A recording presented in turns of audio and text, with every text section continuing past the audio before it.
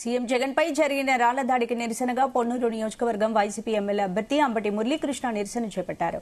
YCP కార్యకర్తలు కలిసి పట్టణంలో ఉన్న మున్సిపల్ ఆఫీస్ నుంచి పొన్నూరు అంబేద్కర్ సెంటర్ వరకు ర్యాలీ కొవ్వొత్తులతో నిరసన తెలిపారు.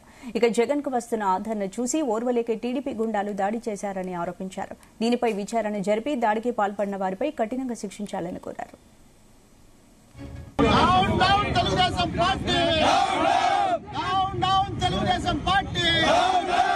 శిక్షించాలి తెలుగుదేశం గౌడీలను, శిక్షించాలి తెలుగుదేశం గుండాలను, శిక్షించాలి తెలుగుదేశం గుండాలను.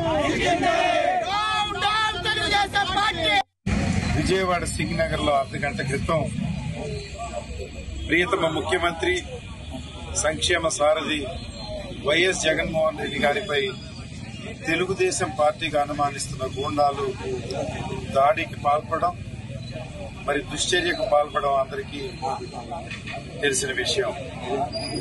ఇటీవల జగన్మోహన్ రెడ్డి గారు ఇడుపులపాయ నుంచి తమ బస్సు యాత్ర బిగించేసి నిన్న ఈ రోజు వారితో పాటు నేను కూడా బస్సులో ఉన్నాను. ఆ ప్రజాదరణ కని విని ఎరుగని విధంగా ఎన్నికల్లో వారు గెలిచిపోయే విధంగా ప్రజాదరణ కనిపిస్తూ ఉంటే దీన్ని ఓర్వలేని తెలుగుదేశం పార్టీ నిరాశకు గురై విజయవాడ నడిబొడ్డున కుట్ర చేసి మరి కరెంటు తీసి సీసీ కెమెరాలు పనిచేయకుండా ఈ దాడికి పాల్పడినట్లుగా ప్రాథమికంగా భావిస్తున్నాను. అందువల్ల కేంద్ర రాష్ట్ర నిఘా సంస్థలు విచారణ జరిపి వెంటనే తెలుగుదేశం